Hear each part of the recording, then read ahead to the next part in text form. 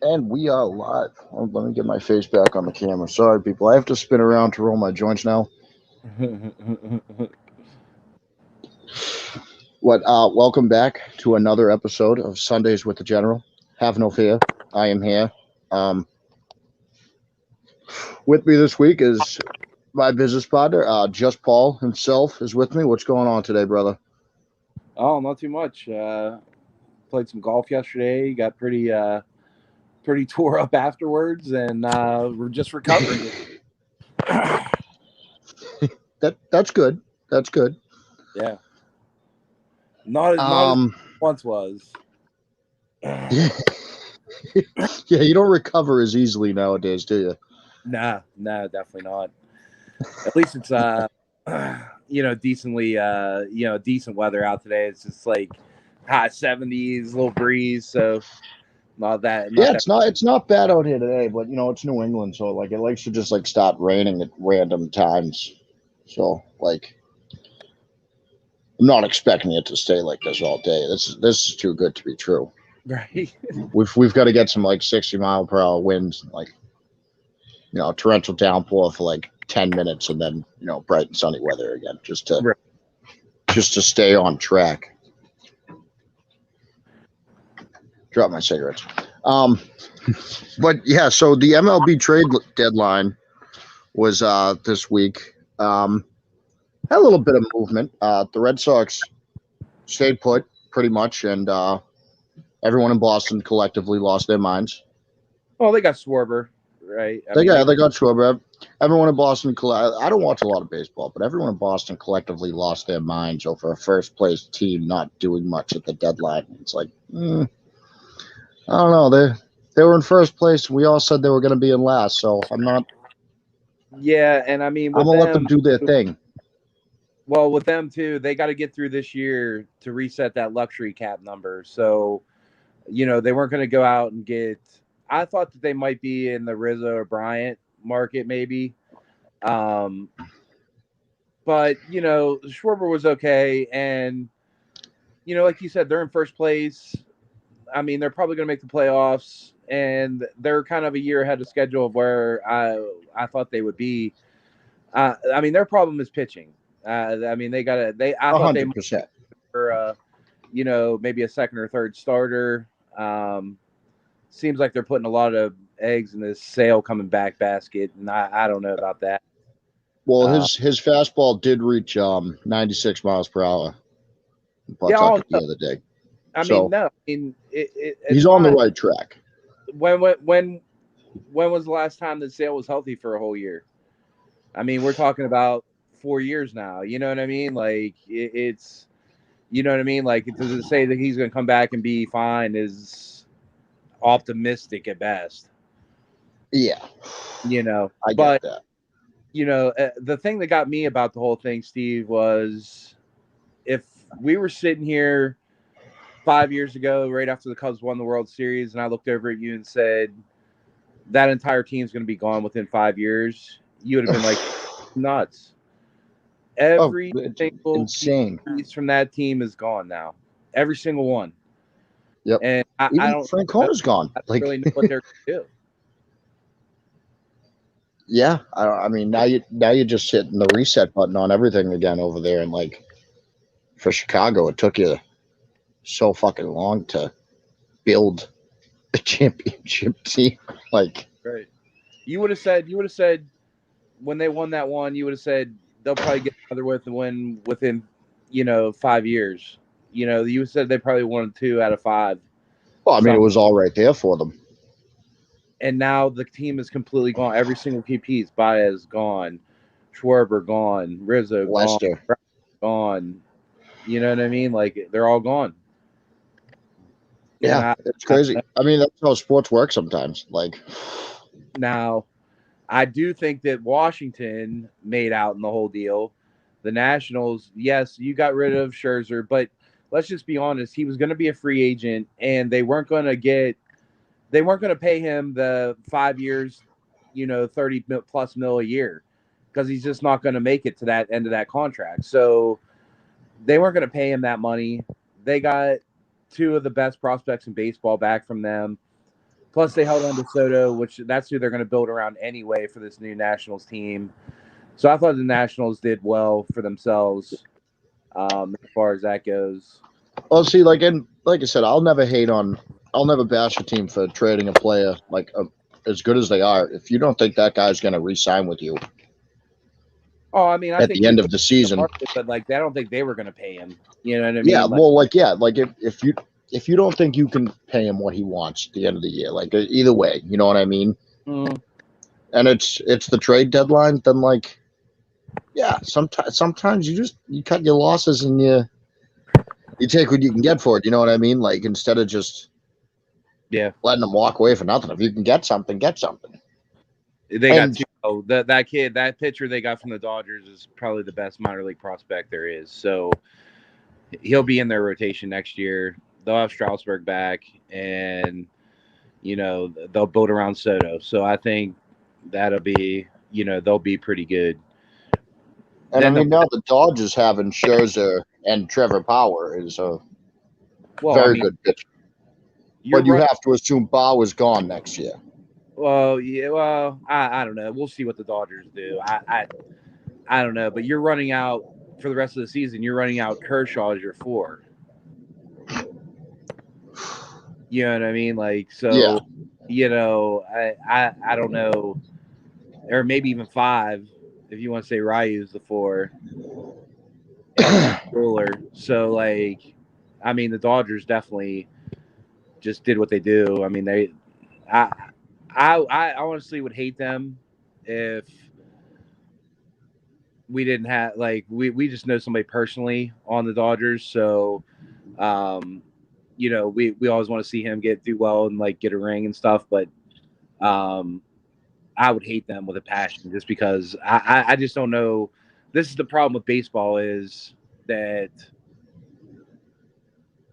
I mean, look who went and added people. It was the Mets, the Yankees, the Dodgers, and none of these other teams, can match that. And it's been the same problem for 2 decades. And like the NBA has the same problem, but like at least like sometimes these guys go to like a smaller market. Like you at least have like Brooklyn caught the pack of superstars this year. You know what I mean? Like, or I mean, in the NBA, at least that your top player is going to get paid the max. You know what I mean? Like it's just there's an X number, and that's what you get paid, and that's it. But like this MLB, I mean, I mean, I'll have to do some reading, but I would imagine the Dodgers have to be paying $30 million in luxury tax easily. I mean, this no salary cap thing is insane. Like the fact, like I don't know, you have Mookie Betts on that team, and then somehow you're still paying Trevor Bauer, Max Scherzer, and Clayton Kershaw as pitchers for you. Like, and Bueller doesn't make chump change either. Like, and now you got Trey Turner too. He was another All-Star, and it's like, I don't know. We'll see. But I mean, they definitely made the moves to go and win another title. So. Absolutely. San Diego did too, and then San Francisco added Bryant, but I don't know. I just feel like when you can run out 5 pitchers like the Dodgers can, I don't know. That's what wins in the playoffs. Yeah. No, I mean, it's defense wins championships. Pitching is defense. Yep. So we'll go a little NFL talk here. The drama is over. The fabricated media drama of Aaron Rodgers on his return to Green Bay is over. So I mean, the way that they said this, he's gone after this year, right? This is it. Yeah, I would think all the hints that are out, like he put out, like him and Adams put out like this Last Dance picture, like, which I have to say, first of all, dude, let's not compare yourselves to Michael Jordan and Scottie Pippen. Rodgers won 1 ring 10 years ago. Let's not compare yourself to Jordan. Three beats. Like let's slow down a tad bit there. But yeah, I don't know. Like this, I think it's a bunch of fucking drama. I think he probably knew he was coming back there all year because he knew they were going to hold tight and not want to trade him. But at the same time, like if you're Green Bay, you kind of fucked yourself here. Oh, Because I have you seen the dead cap number? If he's not on the Packers next year, yeah, $46 million. Yeah. So you're gonna pay this dude 40. Like you're gonna pay $46 million next year for him to play somewhere else because he ain't coming back. That's really I can't see it. I can see him just retiring. Honestly, I could see him retiring and doing Jeopardy because it's a fucking weirdo. Yeah. He's a strange guy. The whole thing that pissed me off about that, Steve, is so he comes out, basically rips the organization or whatever, in that whole press conference, and everybody like in the media was like, oh yeah, he just told him what was on his mind, blah blah blah. But Davante Adams comes out and says he wants to be the highest paid receiver in the NFL, and it turns into, well, he's selfish, he's not a team guy, and blah blah blah. And it's like, hold the fuck up. All he did was say exactly what is on his mind. Yeah, and so like Davante Adams wants to be one of the highest paid wide receivers in the NFL. Davante Adams is maybe the best wide receiver in the NFL. Davante Adams deserves that kind of money. Which brings me back to what was Rodgers so mad about in the first place? That's what I don't understand. You wanted you want first round wide receivers. Well, Davante Adams was drafted in the second round. Does that make him a bad wide receiver? No. You have maybe the best wide receiver in football, top 3 without a doubt. A top 10 running back in the NFL, and Aaron Jones. Top 10 defense 2 years in a row. Well, he wants player control. He wants to say who comes and who goes, and I mean the Packers have let it go that far to where he thinks he can just do that. You know what I mean? So I don't know where they go with that. Yeah, and I mean. They gave him a little player control. I want Randall Cobb back. You know what, dude?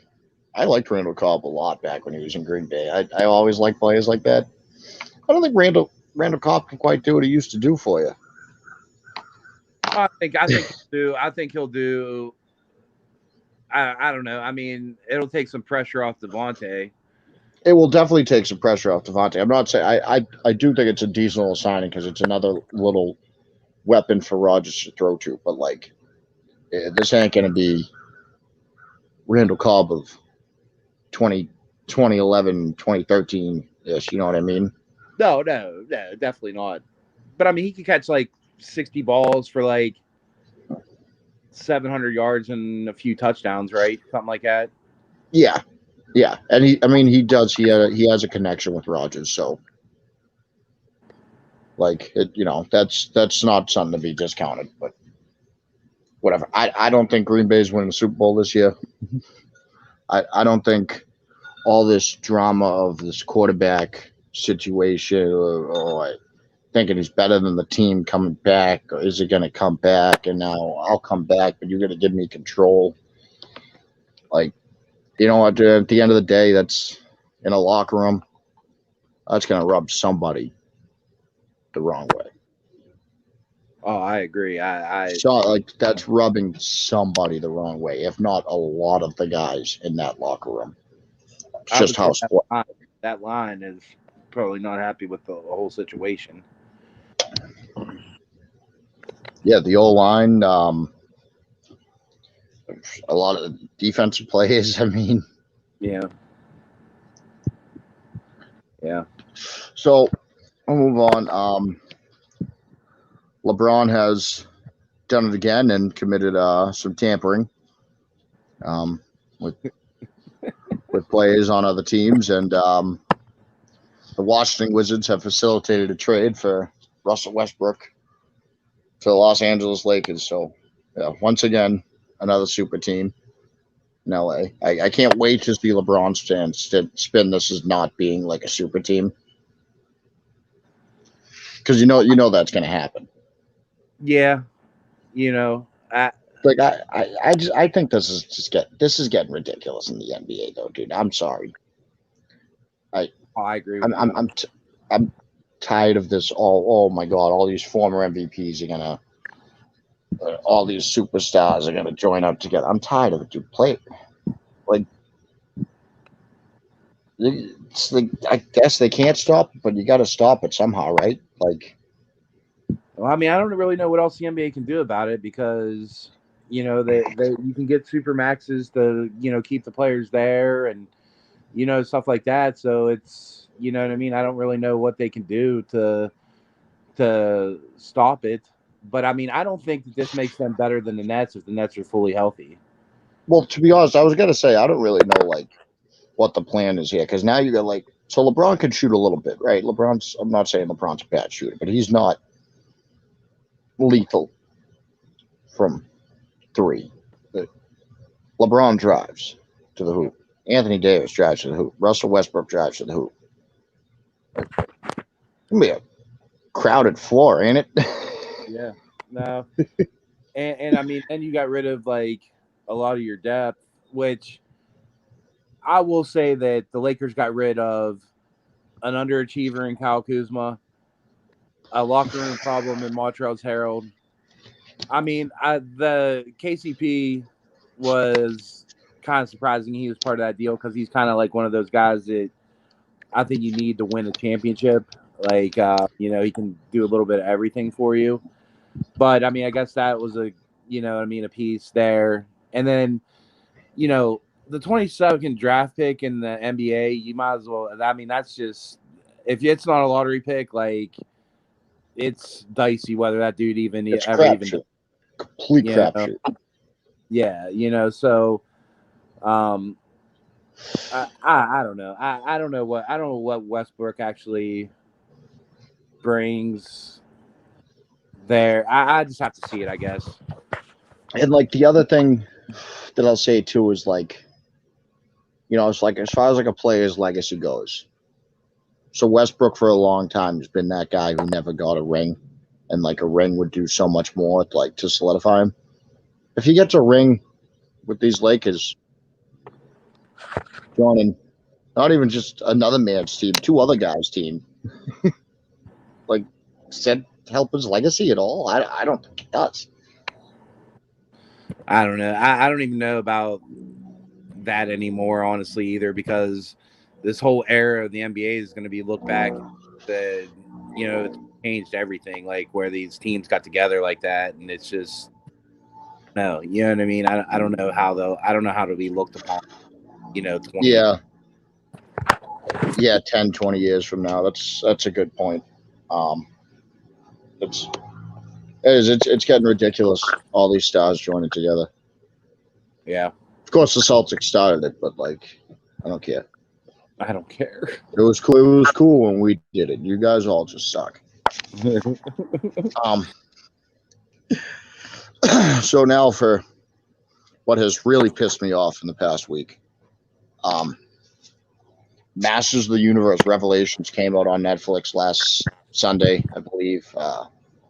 Helmed by Kevin Smith, wicked nerd. Like, Kevin Smith, he's like us, you know what I mean? Mm-hmm. And like, dude, I was pumped. It's Masters of the Universe. Like, and Kevin Smith, all he kept saying was like, oh, this is made for real fans of He-Man and the Masters of the Universe. Right. Like the true fans are going to enjoy this. Dude, this shit sucked. So how much of it did you watch? So first of all, the fact that there was only 5 half-hour episodes and you bragged about this for like a year prior to the show coming out. Yeah. So I got 3 pisses me off. You got 2 of them? And it's just not going to keep my attention. I mean, I'm going to watch the other 3 just because, then we can bullshit about it. But like, it just wasn't. It was bad. Well, like, so let's go. First episode. He-Man doesn't do much. No. There's a war going on. There's a big battle going on, and He-Man doesn't really do much. Yeah. But then he dies at the end. Yeah, then they kill him. This is for real fans of He-Man and the Masters of the Universe, and who killed He-Man in the first 25 minutes of the first Masters of the Universe content we've gotten in almost 20 years. The last time they made a series was 2002. Yeah. Come on. And, like, I don't hate the character Teela, but like, I don't know. It seems like you'll see it as you keep going on the show. It seems like they want to like base everything around her now, and like, I don't know. Sorry, maybe call me old fashioned, but I kind of wanted to base it around that big dude with the sword. Yeah. He-Man versus Skeletor. Yeah, I wanted He-Man versus Skeletor. Like, and dude, you got Mark Hamill Right. as Skeletor. Like, I don't know if there was ever anybody like more perfect for a role. Like, it's Mark Hamill, dude. Like, I love that Mark Hamill as Skeletor, and you barely use Skeletor the entire fucking 5 half-hour episodes. Yeah. 5 half-hour episodes. And so, I'm going to give you a little spoiler here. Yeah, go ahead. So, all right. They kill off half the characters. They don't just kill off He-Man. They kill off Orko, the little, like, weird big guy, magic dude in, like, a cloak. Yeah. I think Man-at-Arms might even get killed. And then at the end of it, they bring He-Man back as Adam. And then they bring him back to the real world. And they have him go to start doing by the power of Grayskull, I have the... Before he can finish the line, Skeletor stabbed him in the back. Appears out of nowhere. And takes the sword. And the season ends with Skeletor now has the power of Grayskull. Yeah. Which, okay, awesome cliffhanger.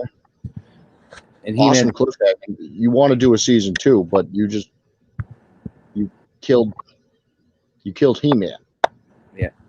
Twice. This is how full of fucking himself Kevin Smith has gotten, dude. Like, get your fucking head out of your ass. You wanted to fucking make an entire new multiple seasons of Masters of the Universe, and you want to do it without He-Man. I don't know. That's crazy to me. Doesn't make any sense. What's his plan? He's going to create an entire new cast of characters. Gotta be. That's I don't know. I don't want that. That's not fans of. That's not for real Masters of the Universe fans. You want to create your own shit, right? Oh yeah, no, I agree. I agree. I thought the series was awful. It is on to give it the General's puff system. Dude, this gets 5 puffs. The lowest possible ranking on my puff system. This was awful. Because you need 5 to be puffs. Fuck to watch this. Yeah, I smoke a lot of pot, and it pissed me off. Yeah, I like I said, I watched the first episode. I was supposed to watch all 5, but yesterday turned into kind of a shit show. But I watched the first one, and I saw what you meant, and then I watched the second one this morning, and I mean, honestly, I made it through 20 minutes, and I was like, Jesus, this is it's just too much for me. I'll watch the rest of them just because, like I said, then we can talk about it, but yeah. in season 2, to be honest with you. The only thing I will say is one of the episodes, that might be the 3rd episode, I think, focuses mostly on Man-at-Arms, who is probably the most underrated character of the entire thing, because everyone remembers He-Man and Battle Cat and his girlfriend that doesn't know who he really is, but people seem to forget about Man-at-Arms, and he was a badass. Yeah. And they do give an episode pretty much like devoted to him and like, you know, building up how much of a badass he is. So I appreciated that. That was cool, Kevin Smith. But the rest of it, get your fucking head out of your ass. So, as always, to end this, I had to give us Triple T, man. I seen one the other day. I saw this and could not leave this one without being covered, especially since I had you on.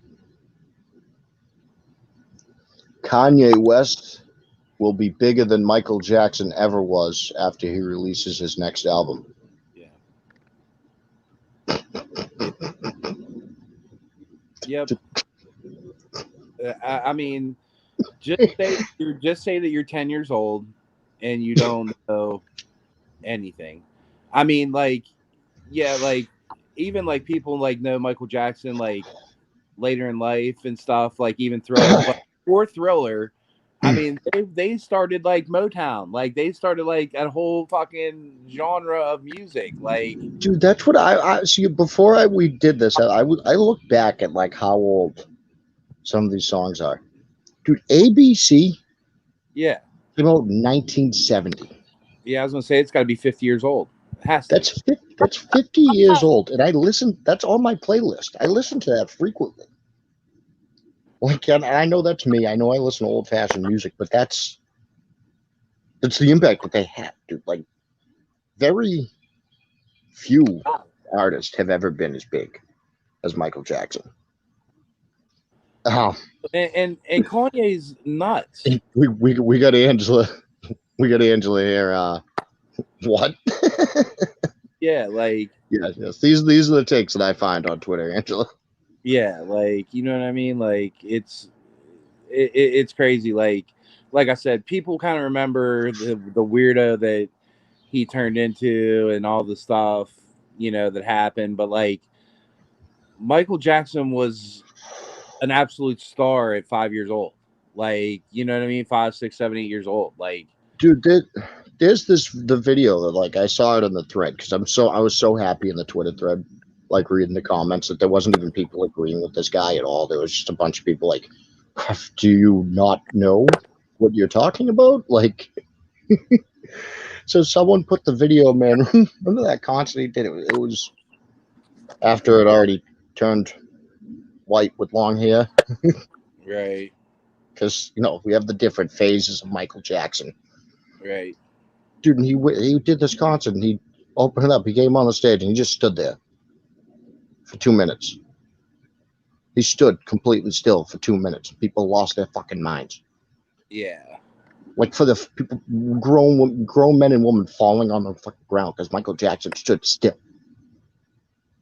And then he pulls his sunglasses. He fucking bops his head to the side and pulls his sunglasses off, and the place absolutely fucking loses it. Yep.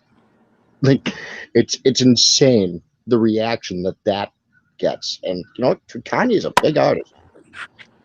Oh yeah. Kanye is a very successful artist. Kanye is one of the biggest artists of all time. He will never touch the level that Michael Jackson got. Never. The only thinking about it a little bit, the only artist that I can really think of that I can say definitively were bigger than Michael Jackson in their time is probably the Beatles. Yeah, we're talking like Beatles, but stuff like that. Like even like U2 there for a while was. I mean, everybody was going to see Bono and stuff. Even then, like I don't think Bono was ever like the figure that. Like you know what I mean? Like you're talking about like. I wouldn't even put Prince there. Michael Jackson is just. It doesn't matter. Like it doesn't matter. It doesn't matter what Kanye does. He's not going to be Michael Jackson. We'll just put it that way. I saw this stat. I can't confirm it because someone put it in the thread. But if this is true, it said Thriller has sold 66 million copies worldwide, which is double all Kanye albums combined. I could see that. I could see that as well. Like that's Dude, Thriller is like that again, 1980 fucking 2. And I we just still know that talk about it like that. my Thriller. parents have it on vinyl and cassette. I got the entire album downloaded on my phone. Yeah, It's vinyl and Thriller.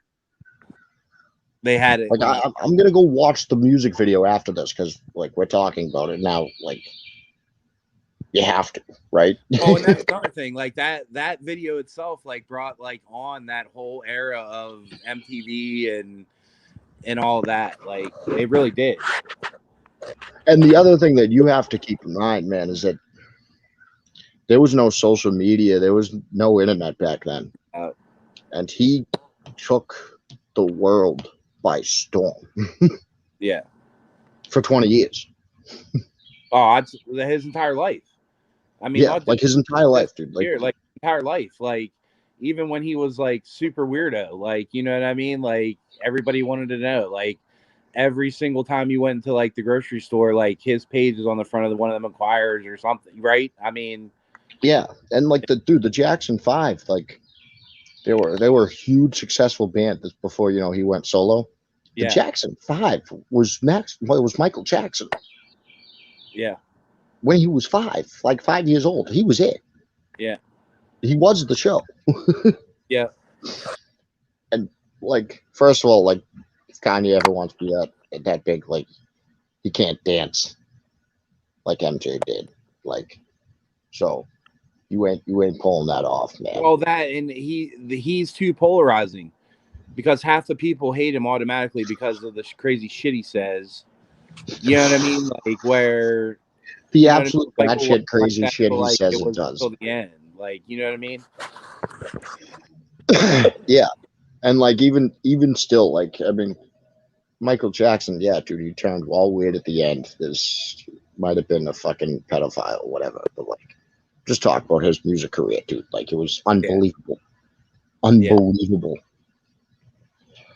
But yeah, that's I think that's all we got here for you today, folks. Thanks for tuning in.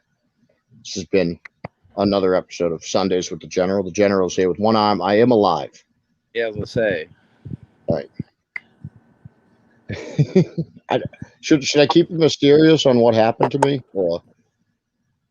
Well, I don't know. I don't know. It'll probably be a meme sooner or later. So you know what I mean. Like, you're definitely gonna get caught on one of them street cams in Boston with that, and somebody's gonna put it out there. Yeah. So I lost control of my electric scooter on Dorchester Avenue in South Boston at 4:30 in the afternoon in rush hour traffic. I bounced off the side of a parked car and into the middle of the street. Probably would have been run over by a car if it hadn't been for a Boston copy and the next guy to come around the corner. Do so much. Yeah. That Boston police officer was not wearing a helmet, somehow did not hit my head. Only dislocated my elbow. No blood, nothing. No cut. Just a really fucked up elbow. Yeah, that's why I'm doing everything with one arm. I'm still doing pretty good at rolling joints with one arm. Yeah. It's pushing the button on my recliner. That's been the hardest part because that's on the left side. It's really yeah. Tough time. Yeah, you should just pop it before you get in. You know. Then no, because then if I do that, it's the balance would be off, and I go to get into it, and I try to sweep myself back, and it would fall forward. I mean, we don't really need that. Yeah, you don't need to add more to it, I guess. Yeah, I don't need to fall on the dislocated elbow. I just need to keep it in this thing. But yeah, so keep an eye out for everything for the Blue Collar Media Group. We just added the Hut Not Pod. Had their first episode as part of our umbrella last night. Into the Lab, as always, on Wednesdays, the Bottom Fraggers podcast. And keep an eye out for the BCMG retreat in Texas at the end of August. Yeah, and we're going to be releasing our first Blue Up Boys, too, this week. Whoa. There's actually a Blue Lot Boys episode. We've been hyping this up for like Yeah. 2 We years. me and Luke recorded it the other night. I'm just editing it, and then I'll get it out there. All right. Sounds good. Well, thank you for tuning in, everybody. We will see you next week. Later.